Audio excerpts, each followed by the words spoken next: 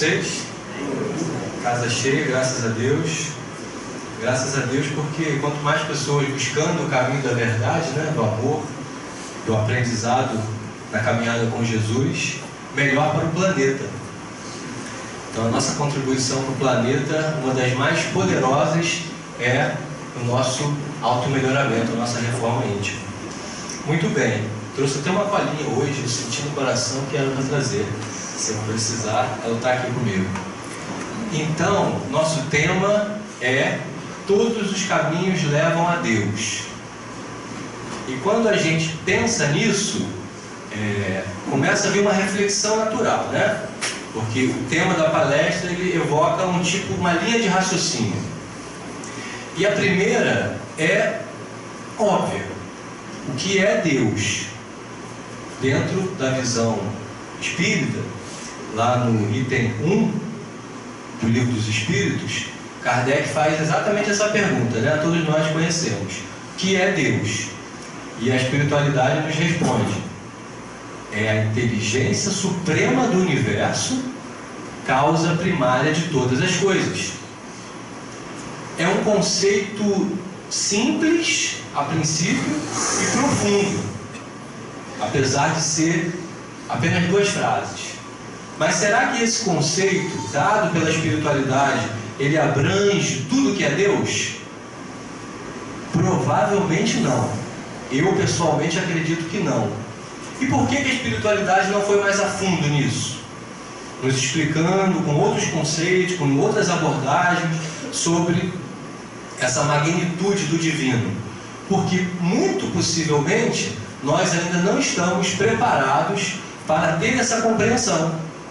E à medida que a gente vai avançando, vai crescendo, e a doutrina vai se ampliando, porque o Espiritismo ele não é um assunto encerrado, né?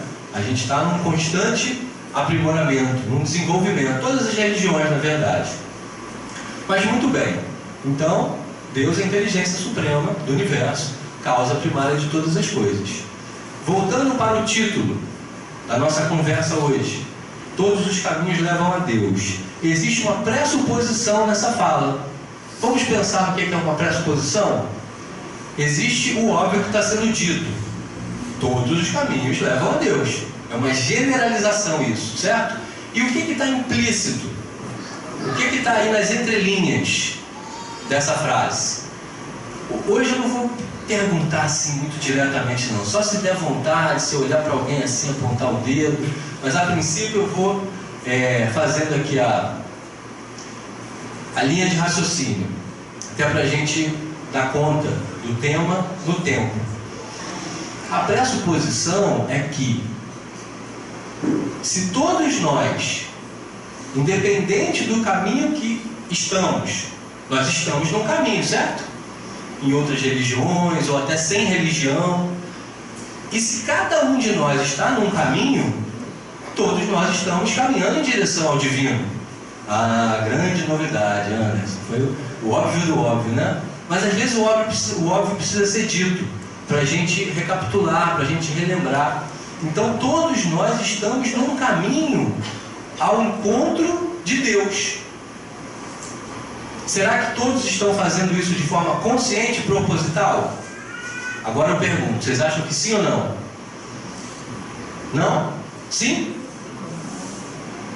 Eu acredito que a maioria esteja pensando, pelo movimento aí das cabeças, que não.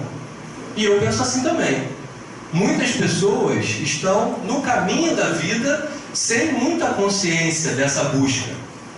Mas mesmo quando não se está consciente, você está caminhando para Deus? Sim ou não? Interessante isso, né? Interessante esse plano divino perfeito, que mesmo quando você não está buscando, você está buscando. Legal. É claro que quando você acorda para essa realidade, que existe uma força maior, e começa a empreender uma busca, normalmente a gente encontra um caminho religioso para fazer isso, né? Você já está num processo mais fluido, mais acelerado. E a vantagem de estar num processo assim é porque cada vez que você se aproxima mais do divino, mais a sua consciência se expande.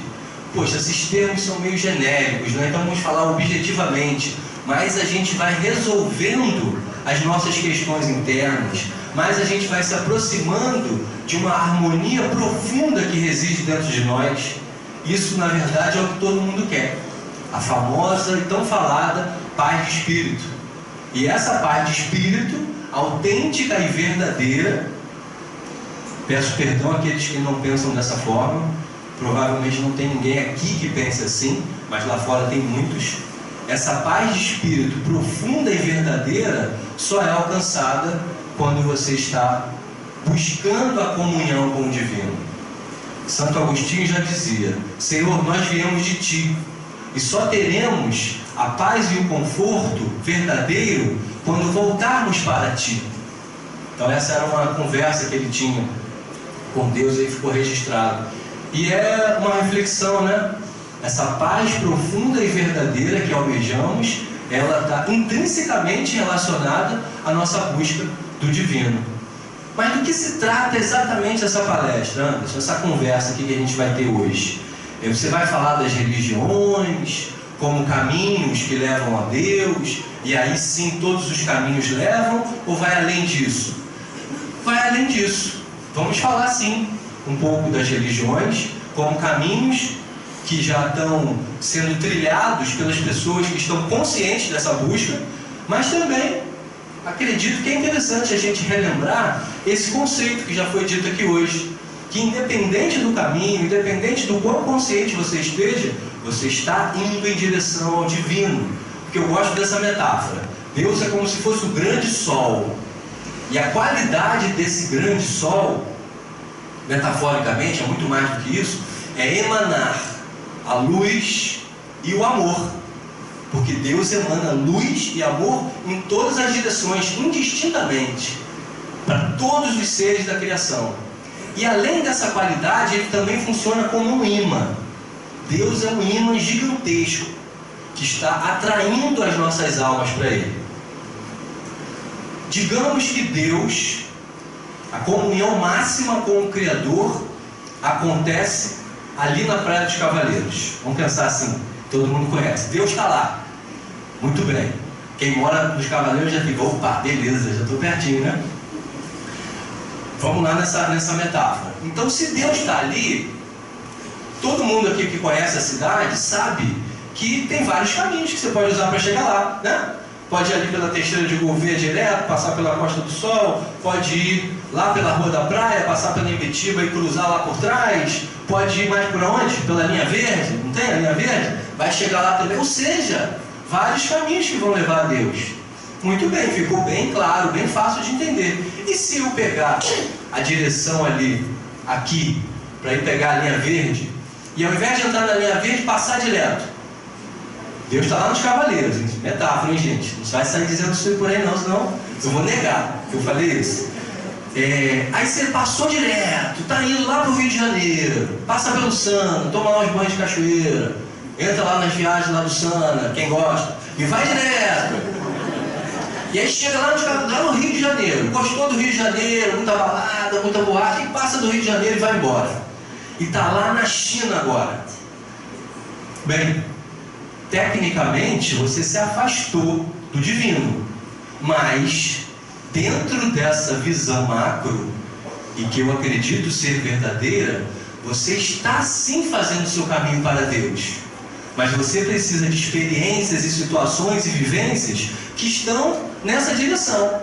Em algum momento lá longe, você vai sentir o chamado, você vai sentir a força de atração desse imã poderoso, incomensurável que é Deus. Geralmente isso acontece com o sofrimento. São os descaminhos da vida. Olha que interessante, todos os caminhos levam a Deus, inclusive os descaminhos. As dores, as perdas, as frustrações, as amarguras, as angústias. Nossa, quanta coisa ruim tem pra gente falar, né? Posso fazer uma lista aqui, que seria maior. Mas é justamente, muitas vezes, justamente nessa hora de dor, que o ser começa a buscar, começa a se conectar com a ideia de que existe um divino. E aí, dentro da nossa brincadeira, da nossa metáfora, ele começa a fazer uma viagem de volta. Quer saber? Cansei aqui da China, estou com saudade do Brasil, aí vem pro Brasil. Aí para lá no Rio de Janeiro, no Galeão, seja lá onde for, pô, Macaé, né? Terra boa. Dizem que quem bebe dessa água aqui sempre acaba voltando. Aí daqui a pouco o indivíduo está aqui, em Macaé, e está lá na Praia dos Cavaleiros, meditando de manhã, igual faz a Charlene. A Charlene gosta muito de meditar lá nos Cavaleiros. Então ela está ouvindo aí, sabe disso. E se conectando com o amor divino, aí você fez seu encontro. Mas quando você estava indo para longe, você estava até se afastando, mas você estava fora do caminho? Não estava. Você está dentro desse planeta aqui, dentro desse orbe. E para onde quer que você ande, externa e internamente, você está no seu caminho pessoal para Deus. É esse conceito quase esotérico que tem a ver com o título da nossa palestra. Beleza, esse é o propósito. Esse é o propósito não, esse é do que se trata a nossa conversa hoje. Mas eu fiquei pensando, é importante para as pessoas que estão ouvindo entender o propósito, a relevância disso. Tem relevância a gente falar sobre isso aqui hoje? E qual é essa relevância? Eu confesso que quando eu estou preparando para trazer aqui um tema, eu faço essas perguntas para mim, porque tem essa ideia de ser útil, né? De ser relevante para nós. Aí eu pensei, me ocorreu na verdade, existe um dos maiores obstáculos para o crescimento, isso é um teste, tá? Que eu estou fazendo aqui com vocês, para o crescimento espiritual do ser, para a nossa emancipação espiritual. Existe um dos obstáculos, na verdade não, vou ser mais objetivo, o maior obstáculo para a evolução do ser. E eu não estou falando algo alegórico e genérico, é específico. Está lá no Evangelho segundo o Espiritismo. Qual é o maior obstáculo para o ser humano no sentido de buscar a sua comunhão com o divino, a sua ascensão espiritual? Essa eu vou pedir a colaboração dos queridos amigos. Quem souber levanta a mão e fala. Se não tiver certo, não tem problema. A gente está aqui num estudo, né? Numa troca tranquila. Não estamos mais no colégio, que se eu falar errado as pessoas vão implicar comigo. Não tem mais bullying. Aqui está todo mundo na mesma sintonia, na mesma caminhada. Então qual é o obstáculo? Egoísmo e orgulho? Quem falou? Nosso amigo ali, de camisa polo branco. Pode levantar a mão? Ele falou. Qual é o nome do senhor? Luiz. Seu Luiz. Seu Luiz está completamente certo. Vai ganhar uma passagem para Paris com acompanhante. Viu? Quem não falou? Perdeu. Vai levar a esposa. É isso. Egoísmo e orgulho. Orgulho, o que está lá escrito no Evangelho segundo o Espiritismo. O maior obstáculo entre o homem e a sua comunhão com o divino é o orgulho. O que tem a ver isso com a nossa palestra, Todos os Caminhos Levam a Deus? E eu fui fazendo essa reflexão. Da onde vem o orgulho? O orgulho vem da ignorância. A ignorância que todos nós temos ainda, né? Estamos numa marcha evolutiva. E é um tipo específico de ignorância. É a ignorância do pré-conceito. Quando eu vejo alguma coisa pela primeira vez, ou não tenho muito contato com essa coisa, e eu desenvolvo uma opinião, às vezes uma opinião até firme, dura, eu estou resvalando, escorregando, caminhando nessa estrada do preconceito, de estabelecer um conceito prévio sobre uma coisa que eu não sei muito bem ainda. Muito bem, vamos construir a linha de raciocínio. Aí com esse orgulho, que é filho do preconceito, eu julgo, eu avalio e eu até condeno outras pessoas. Por quê? Porque esse orgulho gera uma distorção psíquica, uma distorção mental, que faz com que a gente, por incrível que pareça, faz isso com a gente. Ache que o nosso caminho é melhor do que o outro. Ache que o nosso conhecimento é maior do que o do outro. E aí, nessa mesma leva, meio que sem perceber, a gente já está se achando melhor do que o outro. Então isso é a essência do orgulho. de você se achar melhor do que o outro, que é exatamente o contrário da humildade. E também exatamente o contrário do que Jesus, o nosso mestre maior, deixou como a espinha dorsal do seu evangelho, da sua mensagem: amar a Deus sobre todas as coisas, amar o próximo. Então, se eu me acho melhor do que o próximo, se eu sou orgulhoso, que o meu caminho é mais legal, é óbvio que eu estou me afastando do encontro com o divino. E aí vamos lá, vamos fazer esse link. Eu fiquei me perguntando, será que esse assunto vai ser relevante para esse público? Será que ele é relevante para mim? Será que a gente ainda escorrega nessas armadilhas do orgulho, de achar que o nosso caminho é melhor do que o outro? Ou não? Ou a gente já aceita os nossos irmãos perfeitamente, com toda uma neutralidade, com toda uma fraternidade, respeito em relação ao caminho do outro? Será que a gente já faz isso? Nas religiões, ou até mesmo em opiniões, né? Opiniões das mais variadas ordens, políticas, espirituais e por aí vai. No meu íntimo, e até baseado em mim mesmo, eu percebi que tem muita gente ainda que resvala por esse caminho do orgulho, que vem do preconceito. Aí eu lembrei das religiões. Mas nós espíritas já temos uma caminhada que abre um pouco, né, que descortina o véu da ignorância, e entende que Deus é um só, que não tem essa do meu Deus, o Deus do outro. Tem pessoas que ainda estão nessa caminhada, e tudo bem, ela está naquele nível de consciência, e a gente deve respeitar e entender a naturalidade do caminho dela. Agora, nós espíritas, teoricamente, já deveríamos estar assim numa relação de menos orgulho e de menos preconceito. E aí eu lembrei de uma amiga minha, história real, para variar, que ela tem uma filha. Agora já está maior, mas na época era adolescente, 17 anos. E essa filha começou a namorar. Normal, né? 17 anos. E essa amiga era espírita, eu falei? Essa amiga era espírita. Tranquila, cabeça aberta, pensamento legal. Aí a filha falou que estava namorando. Tudo bem, filha, tranquilo. Quem é o menino? Como é que ele é? Isso e aquilo. Coisa que todo pai e mãe, preocupados, com razão, faz, mas sem neuras. E foi conversando, e teve uma hora que a mãe perguntou para a filha: então, filha, ele tem religião? Ele tem religião? Aí a menina falou: sim. Qual é a religião dele? Candomblé. Minha filha, pelo amor de Deus, como é que você faz um negócio desse? Como é que você se envolve com uma pessoa desse lugar? Ela falou: mãe, você não perguntou a religião dele? É a religião dele. E por sinal, o pai dele é o chefe, é o pai de santo, é o Babalaorixá.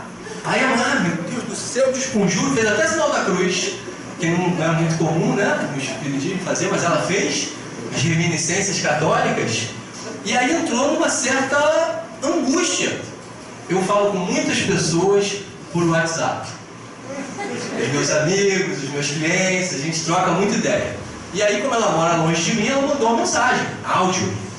Gosto, tenho total disponibilidade para fazer isso. Anderson, meu amigo, estou passando por uma que você nem imagina. Aí eu já espero, né? Aí já manda outro áudio. Aconteceu uma coisa muito difícil para mim. Alguém está doente, uma desgraça, uma coisa iminente. Minha filha está namorando. Aí, beleza, até agora tranquilo. E o menino é do candomblé. O que eu faço com isso agora? Que energia que vai entrar dentro da minha casa? Entrar dentro, né? Redundante, tudo bem, perdoe. E aí eu respondi para ela. Eu falei: olha, vamos manter a calma, a tranquilidade, né? Afinal de contas, deixa eu só te fazer uma pergunta antes de a gente começar essa conversa. Sabe qual é a pergunta que eu fiz para ela? Quem chuta? Uma pergunta tem poder, né? Faz a pessoa pensar. Se ela já tinha visto o menino, os pais. Se ela já tinha visto? Já tinha conhecido eles. Esquentou, tá bem por aí, nessa linha. A pergunta que eu fiz para ela: o que você sabe do candomblé? Ela respondeu com uma exclamação: nada. Aí eu falei, que interessante, cheia de medo. Provavelmente ela tem ideias no imaginário dela, porque já ouviu aqui e ali e tudo mais, e estava apavorada com essas ideias.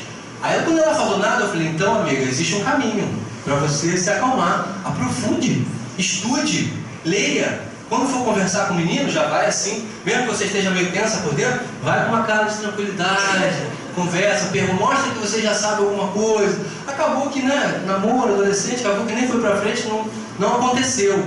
Mas eu fiquei pensando, espírita, estava ali, foi pego numa armadilha e o preconceito veio à tona.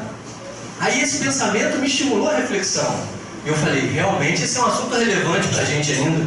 Porque quando a gente não toca nesse assunto, dá a impressão que a gente já está muito resolvido em relação aos possíveis preconceitos. Aí um exemplo que não é real, mas eu pensei, se acontecesse. Eu também tenho um filho adolescente, vai fazer 17 agora, no dia 16 de março. E tenho vários amigos que têm filhos adolescentes. Então imagine a filha ou o filho de vocês, né? E que aí está lá com um namoradinho, com uma namoradinha, e aí você fica sabendo que, digamos, o namoradinho é da Umbanda. Ah, mas Umbanda é mais light, né? A gente está mais acostumado, preto velho, aquela coisa carinhosa. Os espíritas que já estão com a cabeça um pouco mais aberta, estudam um pouco mais, têm um pouquinho mais de receptividade. Mas imagine uma pessoa que não conhece a fundo, só ouviu falar. Tem gente rindo. Eu fico curioso para saber o que passa na cabeça, né? Talvez experiências pessoais, né? Coisas parecidas. Então é isso. Aí eu fiquei imaginando essa cena. A mãe e o pai, espíritas ou até católicos, vamos lá, vamos dar esse exemplo. E aí chegou a filha e o namorado da filha. E você já sabe que o namorado da filha é da Umbanda. Mas tudo bem, tranquilo. Ele está conversando na mesa, no almoço de domingo. E aí um dos pais, digamos o pai, começa a falar de um assunto, de religião, para puxar alguma coisa, para ver o que o rapaz pensa, né? Para ver se esse assunto rola. E aí você fala assim, ah, filha, estava lá na reunião, né, do Lar Francisco, assisti uma palestra muito legal, que falava disso, daquilo outro, lei de causa e efeito e tal. E aí beleza, e o rapaz, namorado da filha, querendo se expressar, conversar, fazer parte da conversa, aí fala, pô tio, fala tio, né, chama logo de tio. Minha filha já namora, um galalau desse tamanho, ele chama de tio. O pé dele parece um 44 bicular, eu falei, nossa, tio, tô envelhecendo, né? Cabelo branco por tudo quanto é lado, não tem mais jeito. E aí, tio, lá no meu centro, uma entidade falou uma coisa parecida com isso.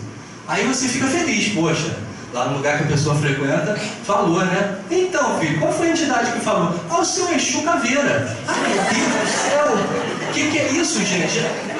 Já leva aquele susto e fica com medo. Exu Caveira. Eu nunca imaginei que eu fosse pronunciar essa palavra no centro kardecista.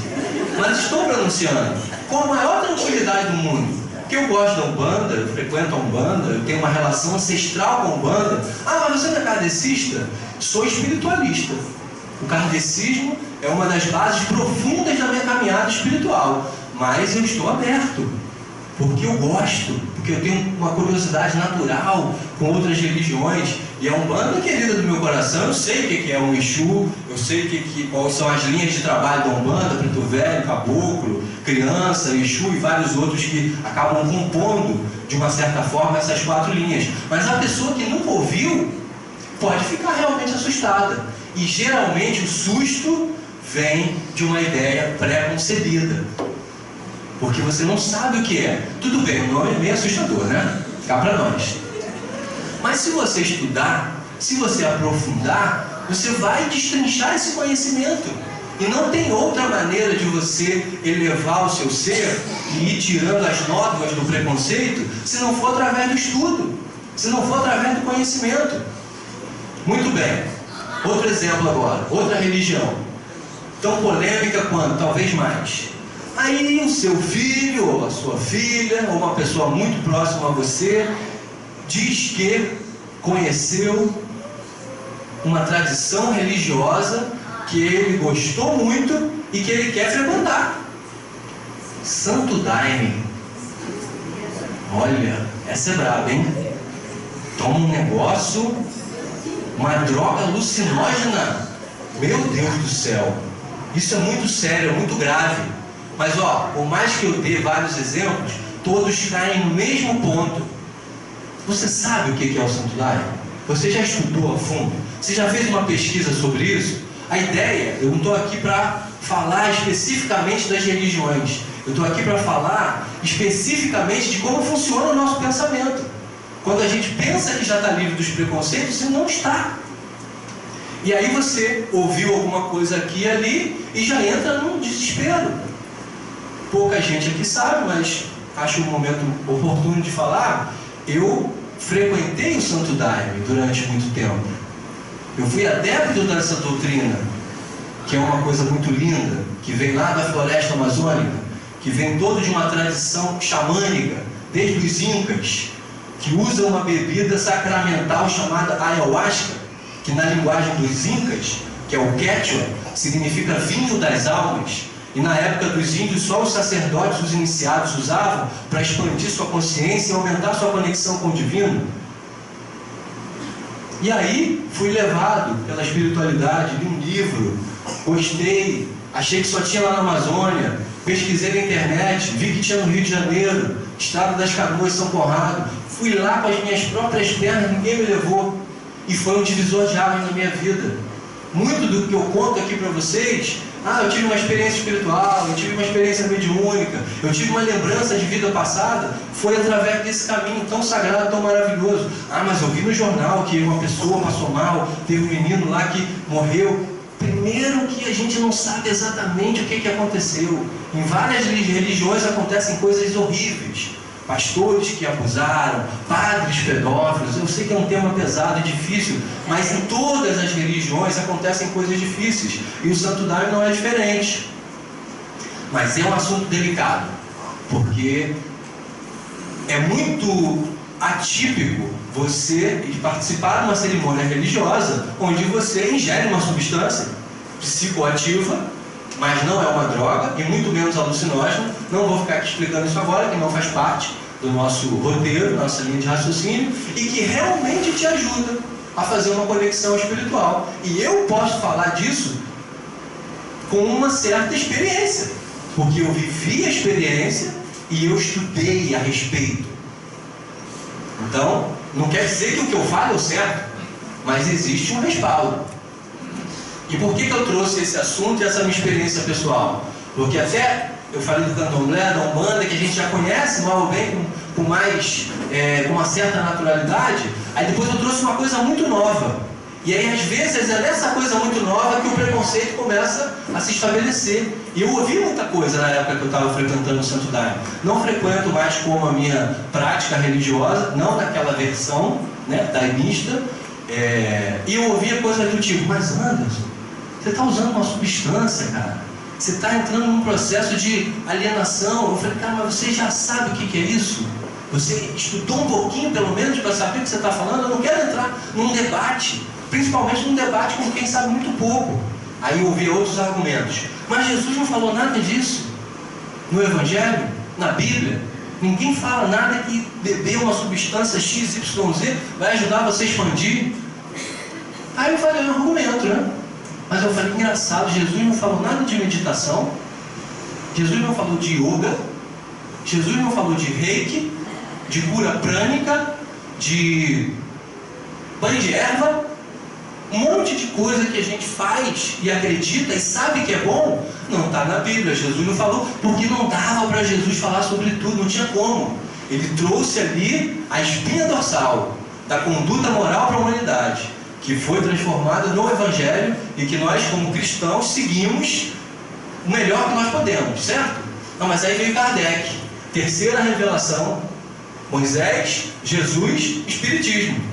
Os espíritas consideram a doutrina espírita a terceira revelação, que consiste em ampliar os ensinamentos do Cristo, ensinar as coisas que ele, digamos assim, não teve tempo, e também as pessoas da época não estavam preparadas. Mas Kardec também não fala sobre o Santo Daime, não fala sobre o candomblé. E aí? Kardec tinha que falar sobre tudo? Ele tinha que percorrer todos os temas do universo? Ele não tinha, e na verdade não tinha como. sendo espírita, praticante da doutrina, estudioso da doutrina, eu realmente acredito muito nos pressupostos da doutrina, mas a minha mente não está encarcerada. E eu sei que a doutrina espírita está num movimento de expansão e de evolução. Então eu achei tudo isso muito relevante para trazer aqui hoje para a nossa reflexão. E acrescentando um argumento que eu ouvi muito também, querendo me colocar num caminho reto, sabe? As pessoas cheias de boa intenção querem te colocar no caminho reto, baseado no que elas acreditam que é o caminho reto. Aí eu ouvi muito, principalmente dos religiosos, a seguinte frase, já que aqui o tema é todos os caminhos levam a Deus, né? Que é quase uma contradição com essa frase, que vem do próprio Jesus, o Cristo. Eu sou o caminho, a verdade e a vida. E ninguém vem ao Pai senão por mim. Então agora ficamos numa saia justa. Como é que todos os caminhos levam a Deus se... Anderson, você estava citando aí conhecimentos, tradições que de alguma forma tocam no cristianismo. Não, candomblé não toca no cristianismo. Candomblé é culto aos orixás, as forças da natureza, não tem nada a ver com Jesus. Umbanda sim, Santo Daime sim, outras várias religiões seguem de alguma forma pelo caminho cristão, apesar das diferenças. Mas vamos pensar agora naquelas que não seguem o caminho cristão. Os hinduístas, os budistas, os shintoístas e mais uma série de outras religiões praticadas no Oriente. Então, essas pessoas que não estão no caminho cristão não vão chegar a Deus, segundo o que Jesus postulou, certo? Vamos refletir. Jesus, nosso mestre amado, ele disse também, num determinado momento das Escrituras, quando foi procurado pelo jovem rico que queria segui-lo, aí Jesus falou que ele tinha que respeitar os mandamentos, e deu umas outras recomendações, basicamente respeitar os mandamentos. E o jovem rico falou o que para Jesus? Mestre, eu já estou fazendo tudo isso. Aí o mestre falou, tem certeza? Tudinho mesmo? Com outras palavras, sim mestre, estou fazendo tudinho, arrisca. Então agora só falta você voltar para sua casa, vender todos os seus bens, distribuir aos pobres e me seguir. Pegue a sua cruz, renuncie a si mesmo e me siga. Será que a gente está fazendo isso como cristãos que somos? Quem aqui está vendendo as coisas para distribuir para os pobres e viver uma vida de renúncia completa? Ninguém. Por quê? Porque todos nós sabemos que essa fala do Cristo tinha a ver com um contexto e tinha a ver com um símbolo. Tudo que Jesus falou tinha a ver com um símbolo, com algo que estava por trás, uma fala metafórica. As palavras são metáforas, as metáforas são sutis, são códigos. Então o que Jesus estava querendo dizer nessa hora é que nós devemos priorizar o caminho espiritual. E a matéria em segundo plano, se bobear em terceiro. E para aquele jovem, combinava, dentro daquele contexto, já que ele queria ser um discípulo fiel, vender tudo que ele tem, porque Jesus conhecia a alma dele e sabia que ele ainda tinha esse apego. E aí deu esse remédio amargo, que ele não conseguiu cumprir. Ele baixou a cabeça e saiu de fininho. Mas entendemos que Jesus não estava sendo literal na maioria das suas falas. Vamos voltar aqui para o nosso entendimento, todos os caminhos levam a Deus, mas Jesus disse que Ele é o caminho, a verdade e a vida, e ninguém vem ao Pai senão por Ele. Eu já perguntei isso aqui, numa outra palestra, eu acho que foi a palestra sobre meditação, se eu não me engano. Qual é a definição de Deus na Bíblia? Deus é uma palavra de 4 letras. Amor. 4 letras, né? Uma palavra de 4 letras. Definição de Deus na Bíblia. E se a gente consultar o nosso íntimo, a gente nem precisa de Bíblia. Faz uma ressonância com o nosso coração. Deus é amor. E quem Jesus era? Eu e o Pai somos um. Eu estou no Pai e o Pai está em mim. Ele é um representante direto do divino na terra. Estava em conexão, em ressonância, em sintonia total com o Criador do universo. Se o Criador do universo é amor, Jesus é o quê? Amor. Igualmente amor. Então vamos ouvir a frase de Jesus agora, talvez pela primeira vez na vida de vocês, com esse outro olhar e esse outro ângulo. Eu, o amor, sou o caminho. Eu, o amor de Deus, sou a verdade. Eu, o amor absoluto do universo, sou a vida. O caminho, a verdade e a vida. E ninguém chega ao Pai senão por mim. Ninguém? O amor. É o amor que liberta as almas. É o amor que coloca o nosso espírito na vibração semelhante a Deus. E aí você entra na unidade. Aí você é um com Deus, um com o Pai, como Jesus falava.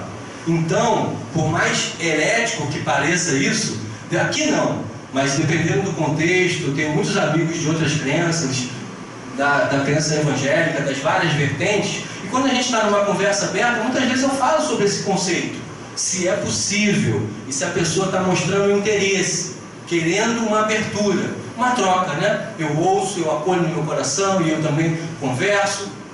E aí eu falo, se uma pessoa lá do outro lado do mundo, praticante da religião hinduísta, Shiva, Vishnu, Brahma, mas quem? Lakshmi, os deuses, né, dos hindus. Mas vocês conhecem aqui bem o hinduísmo? Dá a impressão que é uma doutrina pagã, não é? Não é. Apenas são como se fossem santos. São Francisco, Nossa Senhora, São Jorge, São Judas Tadeu. Esses nomes todos que eu mencionei são aspectos do divino, porque para o hinduísta existe o grande Brahman. Para eles, Deus é Brahman. E às vezes a gente não entende. E aí uma pessoa que se fecha no preconceito, vê lá o hinduísta com aquelas imagens, cultuando aqueles seres, da mesma forma que a gente reverencia São Francisco aqui no nosso lar, sabendo que ele é um discípulo do Mestre e que trabalha nessa linha, trazendo para nós esse conhecimento tão maravilhoso que é o Evangelho. Lá, esses seres também trabalham numa ordem maior, numa ordem suprema. Pausa. Para a gente digerir.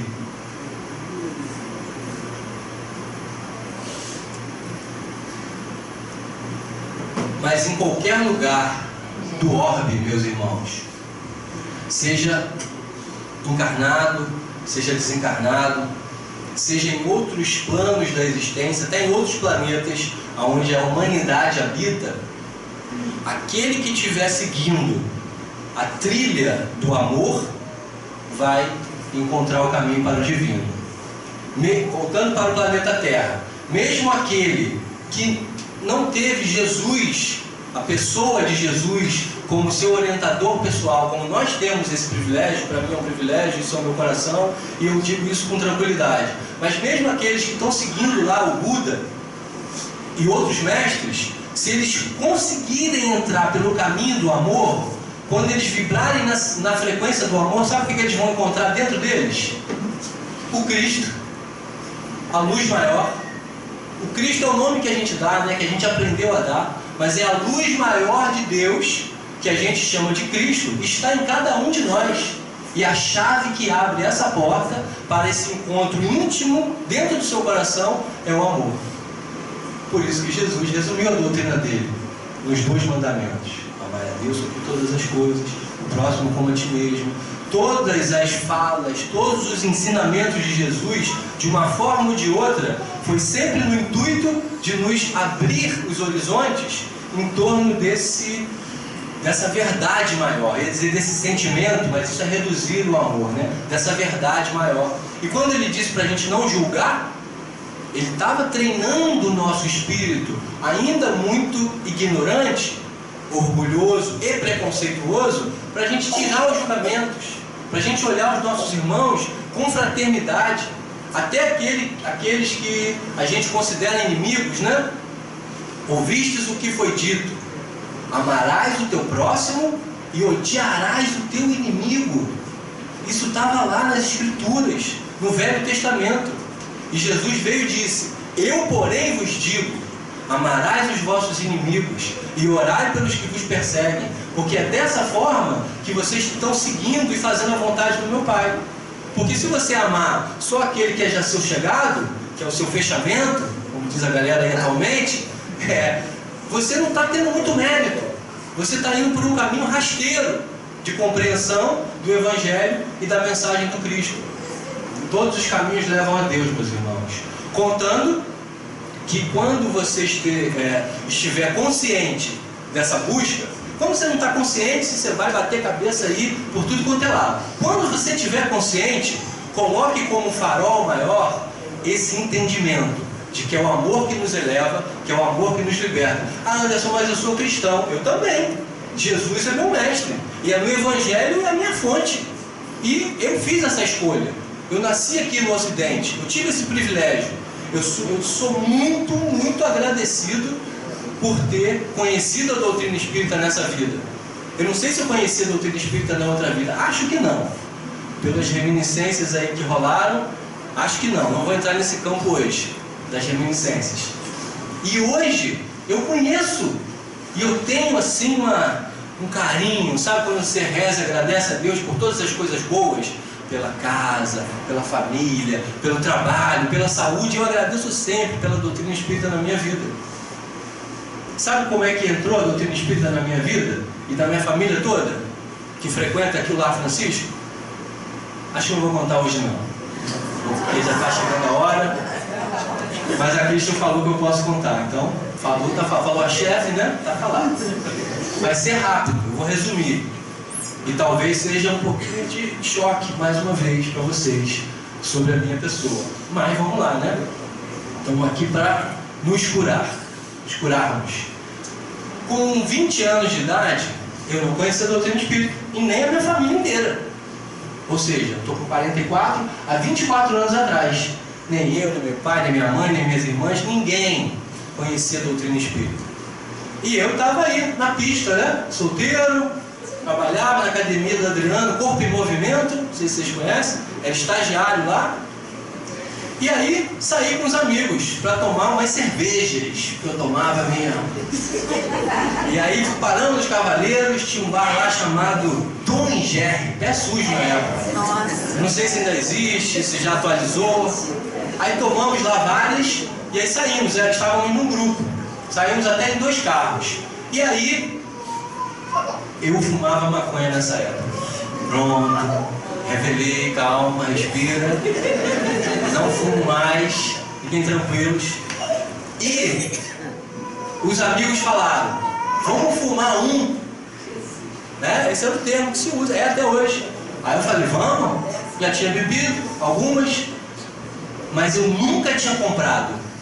Eu era um usuário assim bem light. Eu ganhava dos amigos. E aí ninguém tinha. Vamos comprar. Deu aquela coisinha, não, vamos comprar. Passamos com o carro ali no Miramar, num lugar X, incrível. É só passar com o carro devagarzinho, parece que é caro mesmo. Do nada, parece que ele já sabe. E aí compramos a trouxinha lá, paramos na rua Velho Campos, pertinho aqui, pertinho da casa da minha mãe. Minha mãe morava na Vila João Rangel de Brito, do ladinho ali da São Paulo Apóstolo. Paramos ali, onde tinha um terreno baldio. Passei lá hoje com o meu cachorro, eu falei: acho que eu vou falar isso hoje na palestra. Aí eu passei, agora é uma oficina mecânica, era um terreno baldio. Parou meu amigo com um Fiat 147. Quem lembra do Fiat 147? Ninguém lembra. Ah, tá. Aí beleza, fomos concretizar ali nosso ritual da maconha. E aí, tava lá fumando, os 4 ou 5 que estavam lá no momento, e tocou uma música no rádio. E era uma música da Clara Nunes. Quem conhece Clara Nunes sabe que tem uma pegada espiritual. O Kunde na boca na soma, o Xum Inaí Janaína Iemanjá. A gente começou a fumar e assim, ó. Fumando e fazendo rodinha igual os índios. De repente eu senti um negócio assim no meu corpo, aí a coisa começa a ficar séria. Um tranco, assim, parecia que alguém tinha me tocado, eu olhei e falei: onda errada. onda errada. E aí continuamos cantando e dançando, e a gente tá com a mão assim, assustado. Mas é isso aí, gente, é a vida real. Aí a minha visão começou a ficar nublada, sabe? Escura, o rosto dos amigos começou a meio dar uma variada, uma coisa meio monstruosa, e aí foi medo. O medo começou a vir. Eu dei uma parada, os amigos continuaram, e eu falei, pô, tá acontecendo uma coisa estranha. Eu sentia mãos me pegando, e os amigos rindo, né? Rindo, dá esse efeito. Ri muito e tal. Aí de repente uma intuição. Olha a espiritualidade aí. Reza, reza, reza. Eu achei maior doideira nessa hora, mas eu comecei. Pai nosso que estás no céu, santificado seja a vossa luta. Eu errava, o Pai Nosso. Toda hora eu errava. Toda hora eu parava na mesma coisa. Não falava, santificado seja o vosso nome, era a vossa luta. E vozes na minha cabeça, e já coisas me tocando, e os meus amigos caindo na gargalhada. Não sei quanto tempo fiquei ali nessa hora, mas de repente um amigo que já conhecia alguma coisinha da doutrina espírita, entendeu que aquilo ali não era uma onda errada. Me pegou e me levou para o cantinho da parede, muro de chapisco, ajoelhamos juntos, e ele estava ali me amparando. Ele entendeu que eu precisava rezar. E eu comecei a rezar, e parava, eu avançava um pouquinho no Pai Nosso, depois me confundia as vozes, as sensações, era pânico. Realmente foi pânico. E agora não estou mais nem brincando, porque a lembrança ainda vem um pouquinho, né? Do medo que eu senti. Em algum momento eu consegui rezar o Pai Nosso inteiro. E tudo foi embora feito mágica. Harry Potter, alguma coisa assim, mágica. Fiquei são. E isso já tinha passado 1 hora. Eu fiquei sem noção de tempo, depois que meu amigo me disse que eu fiquei ajoelhado ali, rezando, tentando rezar por 1 hora, aproximadamente. Quando eu olhei para os meus amigos, todos eles encostados no carro. Vou usar aqui o jargão, já tinham encaretado, já tinham saído da onda, com medo, achando que eu estava surtando. Entrei no carro, meu amigo estava dirigindo antes, vou te levar, apesar de ser pertinho, eu vou te levar em casa. Falei, claro, por que houve, não sei, alguma coisa, onda errada, tarari, tarará, me deixou na esquina, Igreja de São Paulo Apóstolo. Anderson, tem certeza? Não quer que a gente entre na vila com você até o final? Eu falei, gente, estou bem, amanhã a gente conversa. Saíram os 3 ou 4, por incrível que pareça, cabia isso tudo no Fiat 147, a gente se espremia, e eu estou andando na vila, tudo de novo. Voltei para aquela confusão mental, vozes, sensações no corpo. Eu achei que já tinha morrido. Eu achei que eu já estava em outro lugar, em outro plano. E eu nem usava esses termos porque eu não conhecia nada da doutrina espírita. Cheguei na porta da minha casa, não consegui abrir, vi umas setas no chão desenhadas, que hoje eu sei um pouquinho o que é, na época eu não sabia. Bati a cabeça no vidro, tendo que quebrar o vidro, cortar meu rosto. Voltei para o meio da rua e aí tive uma intuição. Reza, reza.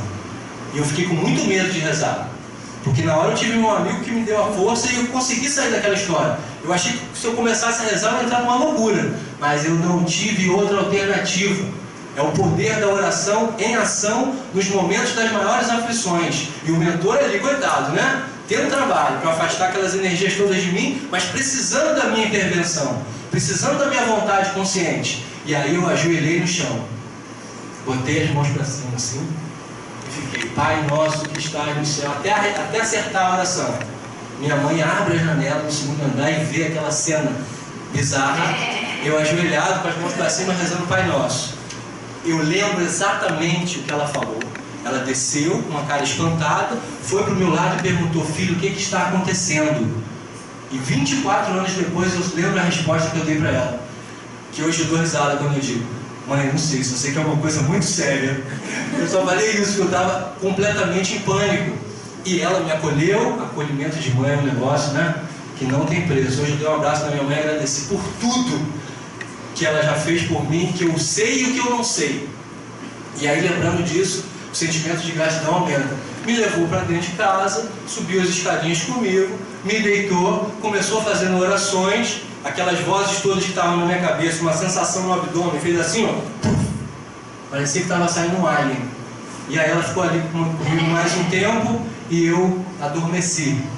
Antes disso, no meio da confusão lá na rua, eu tinha prometido para tudo que é mais sagrado, que se eu passasse dessa situação, que se eu tivesse vivo, porque eu achei até que estava desencarnado, que eu nunca mais ia fumar maconha. E dito e feito.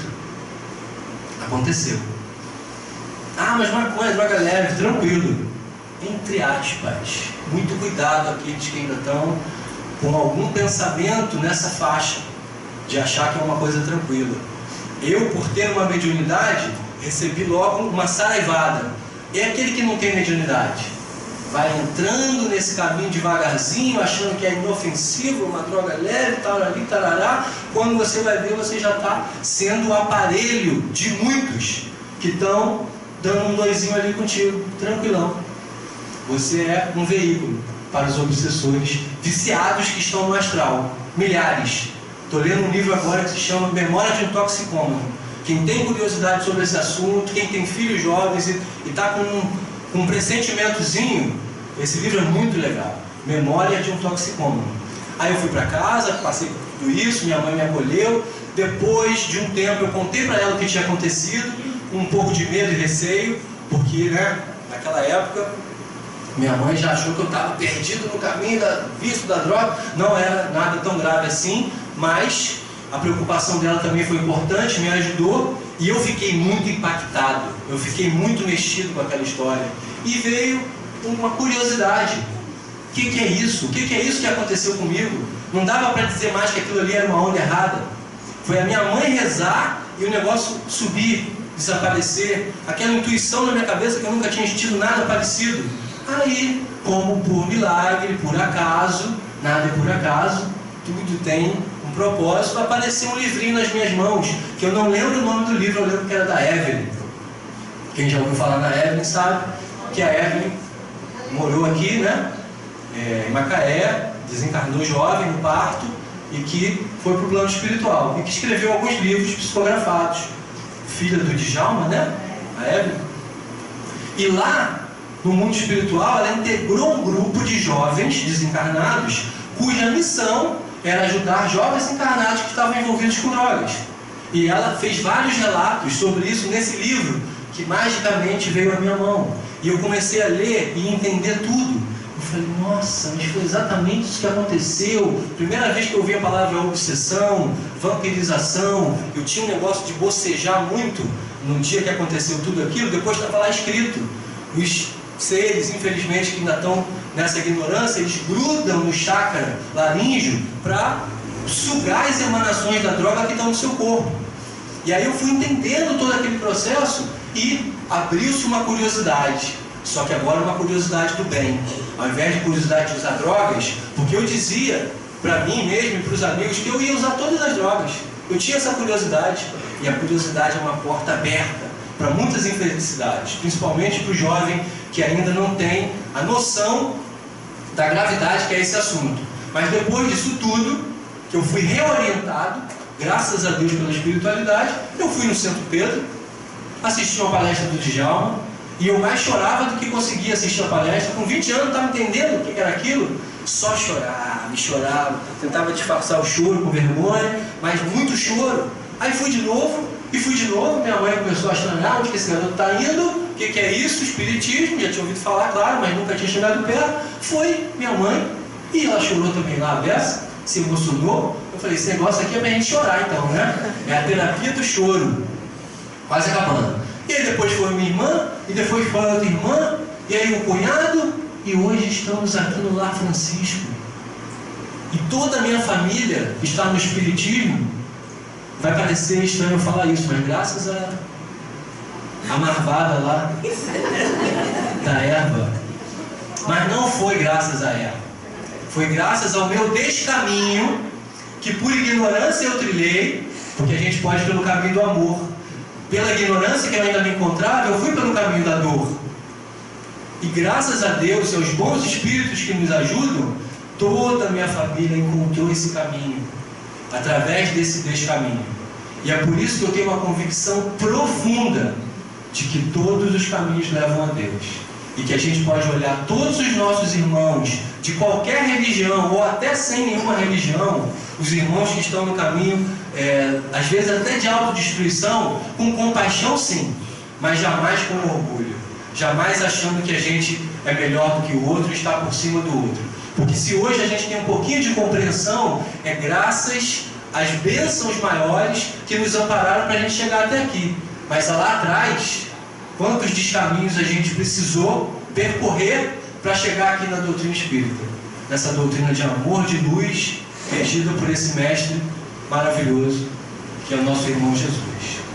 Obrigado a todos, muita paz e luz na nossa caminhada.